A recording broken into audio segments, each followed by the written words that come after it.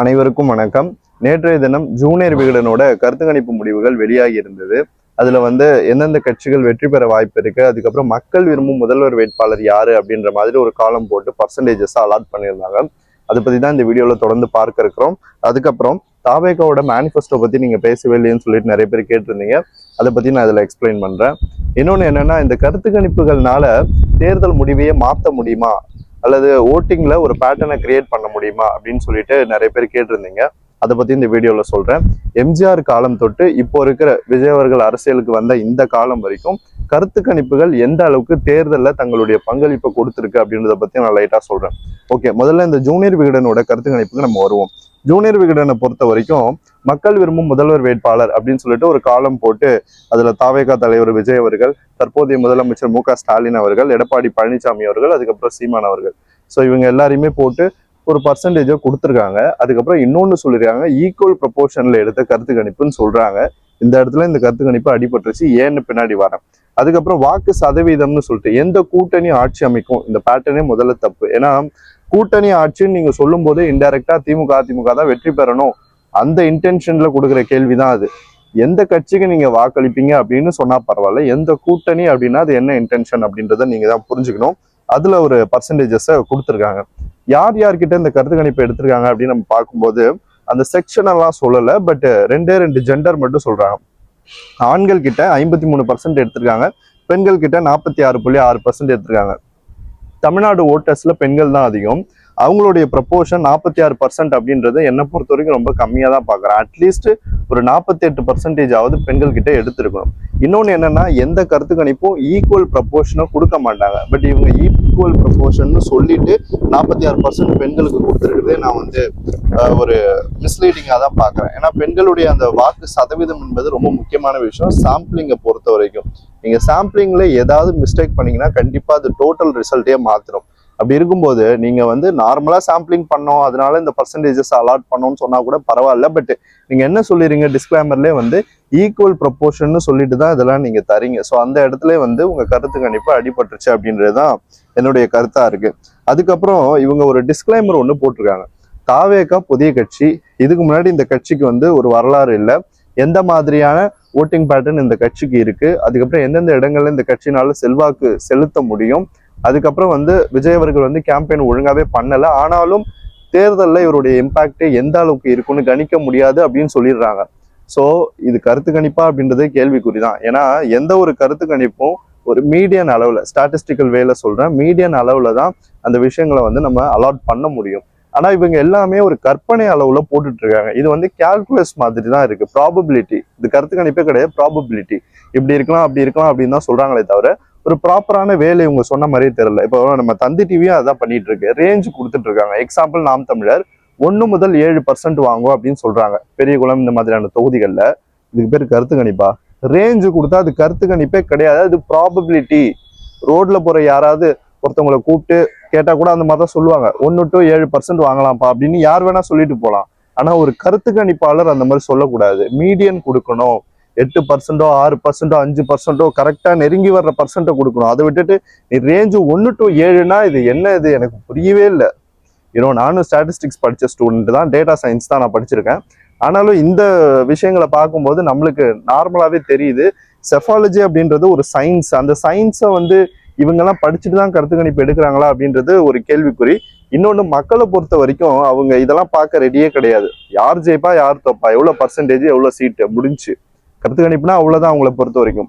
ஆனால் ஒரு இன்டெலெக்சுவலாக இருக்கிறவங்க கண்டிப்பாக இதெல்லாம் யோசிப்பாங்க. எவ்வளோ பர்சன்டேஜஸ் ஜெண்டர் வைஸ் எடுத்திருக்காங்க, ஏஜ் வைஸ் எடுத்திருக்காங்க, என்னென்ன ரீஜன் கவர் பண்ணியிருக்காங்க, என்ன ட்ராக் ரெக்கார்டு, இப்போ இருக்கிற பொலிட்டிக்கல் சினாரியோவில் இது அடாப்ட் ஆகுதா, கிரவுண்ட் ரியாலிட்டி எப்படி இருக்கு, எல்லாத்தையும் பொருத்தி பார்த்து தான் அவங்க ஒரு முடிவுக்கு வருவாங்க. பட் கிராமங்கள்ல இருக்கிற மக்கள், படிப்பறிவு இல்லாத மக்கள் பார்க்கும்போது இதெல்லாம் நம்பிடுவாங்க. ஸோ அவங்கள டார்கெட் பண்ணி வெளியிடுறது தான் இந்த கருத்து கணிப்பு முடிவு. சரி, ஓகே, இப்போ நம்ம இந்த டேட்டாவுக்கு வருவோம். முதல்வர் வேட்பாளரை பொறுத்த வரைக்கும் தாவேகா தலைவர் விஜய் அவர்களுக்கு 44% மக்கள் ஆதரவு தெரிவிப்பதா இவங்க சொல்றாங்க. அதுக்கப்புறம் மு க ஸ்டாலின் அவர்களுக்கு 28%, அதுக்கப்புறம் எடப்பாடி பழனிசாமி அவர்களுக்கு 25%, சீமான் அவர்களுக்கு 3% கொடுத்துருக்காங்க. அந்த 3% மட்டும் நான் அக்செப்ட் பண்ணிக்கிறேன். மீதி இருக்கிற அந்த 28, 25, 44ல தாவேகா தலைவர் விஜய் அவர்களுக்கு 49, 50 வரைக்குமே சப்போர்ட் இருக்கு. சரி, இதை கூட விட்டுடலாம். அடுத்தது வாக்கு சதவீதத்துக்கு வருவோம். திமுக கூட்டணியை பொறுத்த வரைக்கும் 37.5% வாக்குகளை பெறும் அப்படின்னு இவங்க கருத்து கணிப்புல சொல்றாங்க. அதுக்கப்புறம் அதிமுக கூட்டணியை பொறுத்த வரைக்கும் 33.63% வாக்குகளை பெறும் அப்படின்றத ரெண்டாவதா சொல்றாங்க. மூணாவது தாவேகா 24.7% வாக்குகளை பெறும் அப்படின்னும் சொல்றாங்க. ஸோ இந்த வாக்கு சதவீதத்திலே ஒரு பெரிய குளறுபடி இருக்கு. என்னன்னா 37%, 33%, 24% நான் ஆவரேஜா சொல்றேன். இதுக்கான ஒரு சீட் ஷேரும் ஒன்று கொடுத்துருந்தாங்க. அந்த சீட் ஷேரை சொல்ல கூட எனக்கு விருப்பம் இல்லை. ஏன்னா இப்படி ஒரு மோசமான ஒரு சீட் அலாட்மெண்ட்டை நான் பார்த்ததே கிடையாது. இவங்க கொடுத்துருக்கிற பர்சன்டேஜஸ்க்கும் சீட் ஷேருக்கும் சம்மந்தமே கிடையாது. ஏன்னா 37% அப்படின்னா நம்ம வந்து ஒரு ஸ்டாட்டிஸ்டிக்கல் வேல இதுக்கு முன்னாடி பாஸ்ட் எலெக்ஷன் ட்ரெண்ட்ஸ் எடுத்து நீங்க பாத்தீங்கன்னா 37%க்கான சீட் கன்வர்ஷன் அட்லீஸ்ட் ஒரு 140 சீட்டாவது இருக்கும். ஆனா இவங்க கொடுத்துருக்கிறது 120. அதுக்கப்புறம் அதிமுக கூட்டணி 33.63% கொடுத்துருக்காங்க. அதுக்கு வாய்ப்பே கிடையாது. கிரவுண்ட் ரியாலிட்டியில அதிமுக 20% தாண்டதே பெரிய விஷயம். அப்படி இருக்கும்போது அந்த கட்சிக்கு 33%, அதுக்கப்புறம் 80 சீட், இது எல்லாமே அசம்ஷன் தான். ரெண்டாவது தாவேகாவுக்கு 24.7% கொடுத்துருக்காங்க. நீங்க இண்டிவிஜுவலா எல்லா கட்சியும் பிரிங்களேன். திமுகவோடது கூட்டணியோட 37%, தனியா பிரிச்சிங்கன்னா 25 தான் இருக்கும். அதே மாதிரி அதிமுக கூட்டணியோட 33%, தனியா பிரிச்சிங்கன்னா 22% தான் இருக்கும். அப்போ இங்க சிங்கிள் லார்ஜஸ்ட் யாரு? சிங்கிள் லார்ஜஸ்ட் தாவேகா தான். ஏன்னா திமுகவோட அந்த 25% கியூமுலேட்டிவ் தான். அதுல திமுகவோட அந்த உதயசூரியன் சின்னத்துல நிறைய கட்சிகள் போட்டிடுது. அதுவே வந்து ஒரு 18 கட்சி சின்ன சின்ன கட்சிகள் இருக்கும். அவங்க ஓட் ஷேர்லாம் தனியா பிரிச்சுன்னா திமுக 23 ஆயிடும். அப்ப சிங்கிள் லார்ஜஸ்ட் தாவேகா தான். இந்த இடத்துல நம்ம ஸ்டாட்டிஸ்டிக்கல் வேலை இதுவே நம்மளுக்கு புரிஞ்சிருது யார் இங்க பெரிய கட்சி அப்படின்றது. இன்னொன்னு என்னன்னா, இந்த பர்சன்டேஜஸ்லாம் இவங்க அலாட் பண்ணியிருக்காங்க இல்லையா, இதுல வந்து நிறைய எரர் இருக்கு. ஏன்னா இந்த 37.5, 33.63, 24.7, 0.7, 0.63, 0.5 கொடுக்குறோம் அப்படின்னா plus or minus probability error point நம்ம மென்ஷன் பண்ணணும். இதுக்கு முன்னாடி நான் சொல்லியிருக்கேன், எரர் வேல்யூ இல்லைன்னா அது ஒரு கருத்து கணிப்பே கிடையாதுன்னு. இவங்க எரர் வேல்யூவே கொடுக்கல. அண்ட் இன்னொன்னு என்ன சொல்றாங்கன்னா 24% தாவேகாவுக்கு சொல்றாங்க. பட் ஆனா அவங்களுடைய டிஸ்கிளைமர்ல என்ன போட்டு வச்சிருக்காங்கன்னா, புதிய கட்சி எப்படி வேணா தேர்தல் முடிவுகள் மாறலாம், வெற்றியும் பெறலாம் தோல்வியும் அடையலாம் அப்படின்னா இவங்க ஒரு கற்பனையில எடுத்த கருத்து கணிப்பா தான் இதை நான் பாக்குறேன். எவ்வளவு சாம்பிள் அப்படின்றது நம்மளுக்கு டீட்டெயிலா அவங்க சொல்லல, ஏதோ கொஞ்சம் தான் சொல்லியிருக்காங்க. அண்ட் இதுக்கு பின்னாடி இருக்கிற நிறைய விஷயங்கள் வந்து நம்ம ஓப்பனா பேச முடியாது. ஏன்னா இது வந்து ஒரு நரேட்டிவ் செட்டிங்காக யூஸ் பண்ணப்பட்ட ஒரு கருத்து கணிப்பா தான் நான் பாக்குறேன். இது மட்டும் கிடையாது. தந்தி டிவியா இருக்கட்டும், லோக் போலா இருக்கட்டும், இடம் வளம் ஸ்பீக் மீடியான்னு ஒரு காமெடி கருத்து கணிப்பு, ஒரு ஊர்ல 4 விதமா பேசுற 4 பேர் இருப்பாங்கன்னு ஒரு பழமொழி சொல்லுவாங்கல்ல, அந்த 4 பேர் இருக்கிற கருத்து கணிப்பு தான் அது. அதை வச்சு அவங்க ஓட்டிட்டு இருக்காங்க. அதை பத்தி பேசுங்கன்னு நிறைய பேர் சொல்லிட்டு இருந்தீங்க. எனக்கு என்னன்னா அவங்களுக்குலாம் அட்டென்ஷன் கொடுக்கவே விருப்பம் கிடையாது. ஏன்னா அது ஒரு காமெடி கருத்து கணிப்புன்றது எல்லாருக்குமே தெரிஞ்ச விஷயம். ஏடிஎம்கே ஃபண்ட் பண்ணி அந்த கருத்து கணிப்பை வெளியிட்டு இருக்காங்க. அதெல்லாம் 1% கூட நடக்காது. நான் சேலஞ்சாவே இங்க சொல்றேன், அது நடக்காது. அதனால அதை பத்தி பேசி பயன் இல்லை. பட் ஜூனியர் விகடனோட கருத்து கணிப்பு வந்து ஓரளவுக்கு கிரவுண்ட் ரியாலிட்டியே பேசுது. மக்கள் விரும்பும் முதல்வர் வேட்பாளர் யாரு அப்படின்ற அந்த கான்செப்டுக்குள்ள கரெக்டான விஷயத்த பேசுது. ஆனா நீங்க இந்த பக்கம் ஓட் ஷேர்னு வரும்போது முன்னுக்கு பின் முரணான நிறைய விஷயங்கள் இருக்கு.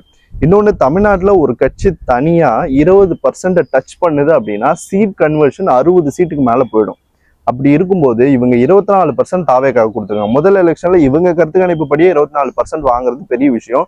ஆனா இதுவே வந்து நான் பொய்ன்னு சொல்றேன். ஏன்னா தாவேக்கா இதை விட அதிகமா வாங்குவோம், 40% வாங்குவோம், ஆட்சியே அமைக்கும் அப்படின்னும் போது இந்த இடத்துல இவங்க 24 கொடுக்குறாங்க. இவங்களோட கருத்து கணிப்பு முடிவுகளை இவங்களே வந்து ரிஜெக்ட் பண்றாங்க. எந்த இடத்துல அப்படின்னா தாவேகாவோட பர்ஃபார்மன்ஸ் எப்படி இருக்கும்னு சொல்ல முடியாது அப்படின்ற அந்த இடத்துல இந்த கருத்து கணிப்பு அடிபட்டுருது. அப்போ நீ கருத்து கணிப்பு அப்படின்னா கரெக்டான மெத்தடை யூஸ் பண்ணி ஒரு மீடியன்னு நீ சொல்லணும், இல்ல ஒரு ரேஞ்சு, சின்ன ரேஞ்சு சொல்லணும். அந்த 1 to 7 சொல்லக்கூடாது.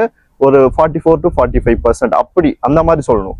ஆனா அந்த மாதிரி சொல்லாம நீங்க இப்படி போட்டிருக்கிறது வந்து நான் வந்து ஒரு நரேட்டிவ் செட்டிங்கா தான் நான் பாக்குறேன். ஜூனியர் விகடனை பொறுத்த வரைக்கும் இதுக்கு மேல பேசுறதுக்கு ஒண்ணுமே இல்லை. அதுக்கப்புறம் எம்ஜிஆரோட ஹிஸ்டரிக்கு போவோம். எம்ஜிஆர் முதல் தேர்தல் 1977 சட்டமன்ற பொது தேர்தலில் 234 கூட்டணியோட நிக்கிறாரு. சிபிஐஎம் அவர் கூட நின்றுச்சு, அதுக்கப்புறம் ஐயுஎம்எல் நின்றுச்சு, ஃபார்வர்ட் பிளாக் நின்றுச்சு. ஸோ இந்த கூட்டணியோட கண்டெஸ்ட் பண்ண அவர் 144 தொகுதிகளில் வெற்றி பெறார். 130 தொகுதிகளில் அவருடைய கட்சி வெற்றி பெறுது. மீதி இருக்கிற இடங்கள்ல அவருடைய கூட்டணி கட்சிகள் வெற்றி பெறுது. அந்த 144 இடத்துக்குள்ள சொல்றேன். இந்த தேர்தல் முடிவுகளுக்கு கிட்டத்தட்ட ஒரு 3 மாசத்துக்கு முன்னாடி, எலெக்ஷனுக்கு முன்னாடி சொல்றேன், ஒரு கருத்து கணிப்பு முடிவுகள் குமுதம், அப்போ வந்து ரொம்ப ஃபேமஸ் கருத்து கணிப்புகளுக்கு குமுதத்தை அடிச்சுக்க ஆளே கிடையாது, அவங்க வந்து ஒரு சர்வே எடுத்து வெளியிடுறாங்க. இது மாதிரி எம்ஜிஆருடைய கட்சி, புது கட்சி, அனைத்து இந்திய அண்ணா திராவிட முன்னேற்ற கழகம் 4வது இடம் போகும் நிறைய இடங்கள்ல, சில இடங்கள்ல 3வது வரும். அவ்வளவுதான். ஒரு ஸ்பாய்லர் 15% வாங்குவாரு, அவ்வளவுதான் சொல்றாங்க. காங்கிரஸ் ஆட்சிக்கு வரும்னு சொல்றாங்க. ஏன்னா அப்ப எதிர்கட்சி காங்கிரஸ், மறுபடியும் காங்கிரஸ் ஆட்சிக்கு வரும். ஏன்னா இவர் வந்து திமுகவோட ஓட்டை பெரிப்பாரு. ஸோ இவர் 3வது போயிடுவாரு, திமுக 2வது வரும், காங்கிரஸ் ஆட்சிக்கு வரும், ஜனதா 4வது போகும் அப்படின்ற மாதிரி சொல்லி கருத்து கணிப்புகளை வெளியிடுறாங்க. எல்லாரும் அதை நம்பிட்டாங்க. தேர்தல் முடிவுகள்ல எம்ஜிஆர் ஆட்சிக்கு வராரு. இவங்க எந்த கட்சி ஜெயிக்கும்னு சொன்னாங்களோ அந்த கட்சி 4வது போகுது நிறைய இடங்கள்ல, சில இடங்கள்ல 3வது வருது, ஓவரால் 3வது வந்துருச்சு காங்கிரஸ். ஸோ இதுதான் வந்து ஒரு புது கட்சியினுடைய ட்ரெண்டை வந்து எந்த கருத்து கணிப்பாளர்களுமே சொல்ல முடியாது அவ்வளோ ஈஸியா. கிரவுண்ட் ரியாலிட்டியை புரிஞ்சுக்காம இந்த கருத்து கணிப்பாளர்களா என்ன பண்றாங்கன்னா சீனியர்ஸா வச்சிருப்பாங்க. அந்த சீனியர்ஸோட மைண்ட் செட் எப்படி இருக்குன்னா, இதுக்கு முன்னாடி திமுக அதிமுகவோட பர்ஃபார்மன்ஸ் இப்படிதான் இருக்கும், பூத் ஸ்ட்ரக்சர் இப்படிதான் இருக்கும், இப்படிதான் ஓட்டு போடுவாங்க, இந்த ஜாதி உங்களுக்கு போடும், அந்த ஜாதி அவங்களுக்கு போடும் அப்படின்னு சொல்லிட்டு ஒரு மைண்ட் செட்ல இருப்பாங்க. அந்த மைண்ட் செட்டோட போய் களத்தை அப்ரோச் பண்ணும்போது தாவேக்காக 40% ஓட்டு வந்தாலுமே அது கன்வெர்ட் ஆக வாய்ப்பு இல்லைன்னு சொல்லிட்டு இவங்களே நம்ப வச்சுக்கிட்டு, ஏன்னா எம்என்எம் டிஎம்டிகே என்டிகேவோட பர்ஃபார்மன்ஸ் எல்லாம் பார்த்துட்டு, நம்ம பவன் கல்யாண் கட்சி ஒன்று இருக்கு இல்லையா, அந்த கட்சியினுடைய பர்ஃபார்மன்ஸ், ஜனசேனா பார்ட்டி, அந்த பர்ஃபார்மன்ஸ் எல்லாம் பார்த்துட்டு தாவேக்காவும் இப்படிதான் பர்ஃபார்ம் பண்ணுன்னு சொல்லிட்டு இவங்களை ஏமாத்திட்டு இந்த மாதிரி பர்சன்டேஜா அலாட் பண்றாங்க. நாளைக்கு கட்சி ஜெயிச்சாலுமே நாங்க வந்து பாதி கரெக்டா சொல்லிட்டோம், மீதி வந்து மக்கள் ஆதரவுல அந்த ஓட்டு வந்துருச்சு, 40%னா 20% நாங்க சொல்லியிருக்கோம், இன்னும் 20 அப்படியே வந்துருச்சுன்னு சொல்லிட்டு மாத்தி பேசுவாங்க. அதுதான் ஆம் ஆத்மி கட்சிக்கும் இதான் நடந்துச்சு. ஆம் ஆத்மி முதல் தேர்தலில் கண்டெஸ்ட் பண்ணும்போது அந்த கட்சி 4% வாங்கும்னு சொல்லிட்டு இந்தியாவோட முதன்மை கருத்து கணிப்பு நிறுவனம் சொல்லிச்சு. தேர்தல் முடிவுகளை ஆம் ஆத்மி 30% எடுத்தது, 20 சீட்டு கிட்ட நெருங்கி வந்தாங்க. அந்த மாநிலத்துல 20 சீட்டுன்றது பெரிய விஷயம். ஸோ அதனால ஒரு புது கட்சியினுடைய ட்ரெண்டை அனலைஸ் பண்றது ரொம்ப சவாலான விஷயம். நம்ம வந்து ஸ்டாட்டிஸ்டிக்கல் வேல வந்து நிறைய டேட்டாஸை நம்ம பார்க்குறோம், மக்கள் கிட்ட பேசுறோம், சாம்பிளிங் எங்களோடது ரொம்ப அதிகம், வாலண்டியர்ஷிப்போட பண்றோம். எஸ்எஃப்ஐல நான் வந்து மெம்பரா இருக்கேன். இங்க வந்து நிறைய பியூரோஸ் இருக்கு, பொலிட்டிக்கல் பியூரோஸ் இருக்கு. அதுல வந்து நாங்க வந்து இந்த கருத்து கணிப்புகள் not only election, public welfare ஸ்கீம்ஸை பத்தி பண்ற கருத்து கணிப்பு நிறைய வெளியிட்டு இருக்கோம். ஸோ அதனால இந்த தடவை தேர்தலில் இது எப்படி வரப்போகுது அப்படின்னு தெரிஞ்சுக்கிறதுக்காக தான் இந்த தமிழ்நாடு எலெக்ஷனை சீரியஸா எடுத்து பண்ணோம். அப்போ எங்களுக்கு இந்த டேட்டாலாம் கிடைச்சது. அதனால நம்ம கான்ஃபிடென்ட்டோட சொல்றோம். மற்ற நிறுவனங்களுக்கு இருக்கிற பயம் என்னன்னா, ஒருவேளை நம்ம 40% கொடுத்துட்டு அவர் 40 வராம போயிட்டாருன்னா நம்மளோட கிரெடிபிலிட்டி போயிடுமே அப்படின்னு சொல்லிட்டு அவங்க பயப்படுறாங்க. அதனாலதான் இந்த கருத்து கணிப்புகளை அவங்க வந்து 24%ஓட தாவேகாவுக்கு சுருக்கிறாங்க. ஸோ அதனால இதெல்லாம் நீங்க நம்பாதீங்க. இன்னொன்னு, இந்த இடம் வளம், ஸ்பிக் media, Thanthi TV, news 7 Tamil Nadu, news 18 Tamil Nadu, Puthiya Thalaimurai, Sun news, இந்த மாதிரி எல்லா சேனலுமே ஆளுக்கு ஒரு கருத்து கணிப்பாளர்களை செட் பண்ணி கருத்து கணிப்புகள் அப்படின்ற பேர்ல அவங்களோட ஆசையை வெளியிட்டு இருப்பாங்க. அப்படிலாம் எதுவுமே நடக்க போறது கிடையாது. நீங்க இன்ஃப்ளூயன்ஸ் ஆகக்கூடாது. என்னுடைய ஒரே வேண்டுகோள் அதுதான். இப்போ கிராமப்புறங்கள்ல உங்களுடைய உறவினர்கள் பார்ப்பாங்க, தாத்தாவோ பாட்டியோ பார்க்கும்போது அதை பார்த்து அவங்க நம்பிடக்கூடாது. ஏன்னா இப்போ கருத்து கணிப்பு அப்படின்றது வியாபாரம் ஆயிடுச்சு. யாருக்கு என்ன தோணுதோ அதை போட்டுப்பாங்க. எந்த லாஜிக் ரீசன் எதுவுமே இருக்காது. இப்போ லோக் போல் கருத்து கணிப்புலாம் எடுங்களேன், சாம்பிள் கூட எவ்வளோன்னு சொல்லலை, எந்தெந்த ஏரியா எடுத்தாங்கன்னு சொல்லலை. இப்போ 180 சீட்டு திமுக ஜெயிக்கும் லோக் போல் சொல்லுது இல்லையா? எத்தனை இடங்கள்ல திமுக வந்து 50% டச் பண்ணுது, எந்தெந்த தொகுதிகளில் வெற்றி பெறுது, எந்தெந்த மண்டலங்கள்ல ஸ்ட்ராங்கா இருக்கு, ஏதாவது சொன்னாங்களா? எதுவுமே கிடையாது. ஜஸ்ட் நம்பர், வெறும் நம்பரை கொடுத்துட்டு அது கருத்து கணிப்பு ஆயிடுமா? தாவேக்காவுக்கு 23 சீட்டு அதுல சொல்லியிருக்காங்க. எந்தெந்த சீட்டு எவ்வளவு பர்சன்டேஜ் எதுவுமே கிடையாது. ஸோ இது எல்லாமே நீங்க வந்து புரிஞ்சுக்கணும். ஒரு முறை நீங்க கேள்வி கேட்க ஆரம்பிச்சீங்க அப்படின்னா இவங்க எல்லாருமே மாறிடுவாங்க. ஸோ கருத்து கணிப்புகளை பத்திலாம் நீங்க கேர் பண்ணவே கூடாது. இந்த தேர்தல் மேஜிக் தேர்தல் தான். எம்ஜிஆர் வெற்றி பெற்று ஆட்சிக்கு வரும்போது குமுதம் வந்து ரொம்பவே வருத்தப்பட்டுச்சு. ஒரு அறிக்கையை வெளியிட்டாங்க, எங்க கருத்து கணிப்பு முழுவதுமே தப்பா போயிடுச்சு, நாங்க மன்னிப்பு கேட்டுக்கிறோம், இது ஒரு மேஜிக் எலெக்ஷன் அப்படின்னு சொன்னாங்க. அது மாதிரிதான் ஆம் ஆத்மி பார்ட்டிக்கு அங்கேயும் நடந்துச்சு. அந்த கருத்து கணிப்பு நிறுவனமும் வருத்தம் தெரிவிச்சாங்க. அதனால புது கட்சியை கரெக்டா ப்ரெடிக்ட் பண்ண ஒரு நிறுவனம் கூட இந்தியாவிலே கிடையாது. இந்த தேர்தலில் நிச்சயமா தாவேகா வெற்றி பெறும் அப்படின்றத நான் ஏன் இவ்வளவு கான்பிடென்டா சொல்றேன்னா, கிரவுண்ட் ரியாலிட்டி வேற. கிரவுண்ட்ல அதுக்கு இருக்கிற சப்போர்ட் ரொம்ப அதிகம். அந்த சப்போர்ட்டை நம்ம பார்த்துட்டு அந்த கட்சி ஸ்பாய்லரு 20% வாங்கணும்லாம் சொல்றதுக்கு எனக்கு மனசு இல்லை. அதனால நிச்சயமா இந்த கிரவுண்ட் ரியாலிட்டியோட இந்த கருத்து கணிப்புகள், எஸ்பெஷலி இந்த குமுதம், ஜூனியர் விகடன், அதுக்கப்புறம் தந்தி டிவி, இவங்கெல்லாம் வந்து மேட்சே ஆக மாட்டாங்க. அவங்க எல்லாரும் ஒரு ஃபேண்டசி உலகத்துல இருக்காங்க. இதுக்கு முன்னாடி நடந்த தேர்தல் முடிவுகளை வச்சு ஒரு அனலைஸ் பண்ணி அதுல போட்டுட்டு இருக்காங்க 19, 20, 22ன்னு. அப்படிலாம் கிடையவே கிடையாது. அதிமுக பெரும்பாலும் சவுத்துல எல்லா இடத்துலயுமே காலி ஆயிடும் அப்படின்றது அந்த கட்சிக்காக ஒர்க் பண்ற பூத் ஏஜென்ட்ஸ், கிரவுண்ட் ஒர்க்கர்ஸுக்கே தெரியும். அப்படின்னும் போது இந்த கருத்து கணிப்புகள்லாம் பார்த்துட்டு அவங்களே சிரிக்க ஆரம்பிச்சிருவாங்க. ஓகே, தாவேகாவோட மேனிஃபெஸ்டோக்கு வருவோம். தாவேகாவோட மேனிஃபெஸ்டோல நிறைய விஷயங்கள் எனக்கு பிடிச்சிருந்தது. ஆனா செலக்டடா சில விஷயங்களை மட்டும் இங்க ஷேர் பண்ணலாம் அப்படின்னு இருக்கேன். மேனிஃபெஸ்டோவை பொறுத்த வரைக்கும் 6 சிலிண்டர்ஸ் வந்து ஒரு வருடத்திற்கு வழங்கப்படும் குடும்பங்களுக்கு அப்படின்னு சொல்லியிருக்காரு. இது வரவேற்க தகுந்த ஒரு மேனிஃபெஸ்டோ. அதுக்கப்புறம் 8 கிராம் தங்கம், அதுக்கப்புறம் பட்டுப்புடவை வழங்கப்படும் சொல்லியிருக்காரு. இதுவும் வந்து ஒரு நல்ல ஸ்கீமா தான் நான் பாக்குறேன். அப்புறம் மந்த்லி 4000 வந்து அன்எம்ப்ளாய்டு கிராஜுவேட்ஸ்க்கு வழங்கப்படும் சொல்லியிருக்காரு. இது வந்து கிராமப்புறங்கள்ல இருக்கிற படித்த பட்டதாரிகளுக்கு வந்து ஒரு பயனுள்ள ஒரு விஷயமா இருக்கும். ஏன்னா நிச்சயமா அவங்கள வந்து எம்பவர் பண்ற அளவுக்கு எந்த ஸ்கீம்ஸுமே இன்னுமே கவர்மெண்ட்ல இல்ல. நிறைய சொல்றாங்க இதை பண்ணலாம் அதை பண்ணலாம், இந்த இண்டஸ்ட்ரீஸ் இருக்கு, இவ்வளவு வேலை வாய்ப்பு உருவாக்கி இருக்கோம்னு. அது எந்த அளவுக்கு கிரவுண்ட்ல இருக்கு அப்படின்றதுதான் இங்க கேள்விக்குறி. கிரவுண்ட்ல சுத்தமா இல்லை அப்படின்றதான் நம்ம கண்கூடா பாக்குறோம். அதுக்கப்புறம் 5 லட்சம் அரசு வேலைகள் உருவாக்கப்படும் சொல்லியிருக்காரு. பொதுவாகவே இந்த திமுக அதிமுக மேனிஃபெஸ்டோலாம் எப்படி இருக்குன்னா, நாங்க தனியார் துறையில வேலை உருவாக்குறோம்னு சொல்லிட்டே இருப்பாங்களே தவிர எதுவுமே பண்ண மாட்டாங்க. பட் ஒரு கவர்மெண்ட் டிபார்ட்மெண்ட்ல உருவாக்குறோன்னு சொல்லியிருக்காரு. இது எந்த அளவுக்கு இம்ப்ளிமெண்ட் பண்றாங்க அப்படின்றத நம்ம பொறுத்து இருந்துதான் பார்க்கணும். என்னை பொறுத்த வரைக்கும் இது ஒரு நல்ல அனௌன்ஸ்மெண்டா தான் இருக்கு.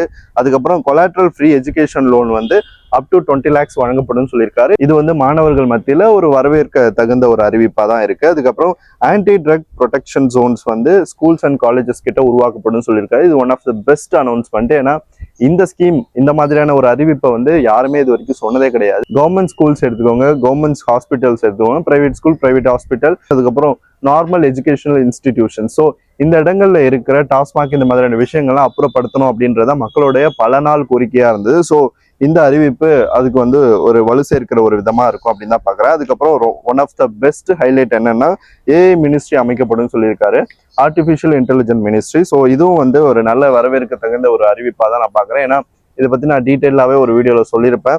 அந்த திருப்பூர்ல பேசும்போது சொல்லியிருப்பாரு, ஏஐ இன்ஸ்டிடியூஷன்ஸ் அமைக்கப்படும், அதுக்கப்புறம் கோர்சஸ்லாம் விரிவாக்கப்படும், அதுக்கப்புறம் பேராசிரியர்களுக்கு பயிற்சி வழங்கப்படும். ஸோ அது எல்லாமே வந்து உண்மையாவே தாக்கத்தை ஏற்படுத்தக்கூடிய அறிவிப்புகள் தான். 8000 தரேன், 10,000 தரேன், கூப்பன் தரேன், அது மத்தியில வந்து நான் வந்து ஒரு வேலை வாய்ப்பை உருவாக்குவேன், ஒரு செயல்திறன் மிக்க ஒரு அமைச்சகத்தை உருவாக்குவேன் அப்படின்றதெல்லாம் வந்து பெரிய விஷயமா, எஃபெக்டிவான விஷயமா நான் பாக்குறேன். அதுக்கப்புறம் நீங்க பாத்தீங்கன்னா டிரான்ஸ்பரண்டா கவர்மெண்ட் செயல்படும் அப்படின்னு சொல்லியிருக்காரு. வாக்குறுதியில இதை சேர்த்தது பெஸ்டான ஒரு விஷயம். ஒரு உறுதிமொழியா அவர் கொடுக்குறாரு. இந்த கவர்மெண்ட் நிலையான கவர்மெண்டா, நியாயமான கவர்மெண்டா, நேர்மையான கவர்மெண்டா இருக்கும் அப்படின்றத இதனுடைய சாராம்சமா நான் பாக்குறேன். தாவேகாவோட வாக்குறுதிகளை பொறுத்த வரைக்கும் எதையுமே நம்ம குறை சொல்ல முடியாது, எல்லாமே பர்ஃபெக்டா தான் இருக்கு. நான் இதுல செலக்ட் பண்ணி சில வாக்குறுதிகள் மட்டும் நான் சொன்னேன். ஸோ இதுதான் வந்து இதனுடைய சாராம்சமா இருக்கு. ஓகே, கருத்து கணிப்புகளை பொறுத்த வரைக்கும் நீங்க எதையுமே நம்ப வேணாம். தேர்தல் முடிவுகள் வரைக்கும் வெயிட் பண்ணுங்க. கிரவுண்ட் ரியாலிட்டியை செக் பண்ணி பாருங்க, உங்களுக்கே அது புரியும். நார்மலா இப்போ சில சேனல்ஸ்லாம் வந்து பப்ளிக்கை மீட் பண்ணி சர்வே மாதிரி எடுத்துட்டு இருக்காங்க இல்லையா, அதுதான் மோஸ்ட் கிரெடிபிள் சர்வே. அதுல நீங்க பார்த்தாலே தெரியும் எந்தெந்த கட்சிகளுக்கு எவ்வளவு ஆதரவு இருக்குன்னு சொல்லிட்டு. நம்ம என்ன பண்றோம், அதுல சில மெத்தட்ஸ் அப்ளை பண்றோம். ரீஜியன், கேஸ்ட், அதுக்கப்புறம் ரிலீஜியன், இது எல்லாத்தையும் போட்டு நம்ம வந்து பர்சன்டேஜை பிரிச்சு எடுக்கிறோம். பட் அது வந்து டிஸ்ட்ரிக்ட் சர்வே மாதிரி நார்மலா எடுக்கிறது தான். அது வந்து ரொம்ப கிரெடிபிள் தான். அதனால இந்த நரேட்டிவ் செட் பண்ற கருத்து கணிப்புலாம் தூக்கி போட்டுட்டு நீங்க மக்கள் சார்ந்த கருத்து கணிப்புகளை பாருங்களேன். நிறைய சேனல்ஸ் நார்மலா எடுப்பாங்க. இப்போ இன்னும் சில பேர்லாம் வந்து டெய்லி பப்ளிக்கை மீட் பண்ணி அந்த வீடியோஸ்லாம் போட்டுட்டு இருக்காங்க. அதெல்லாம் மோஸ்ட் கிரெடிபிள்.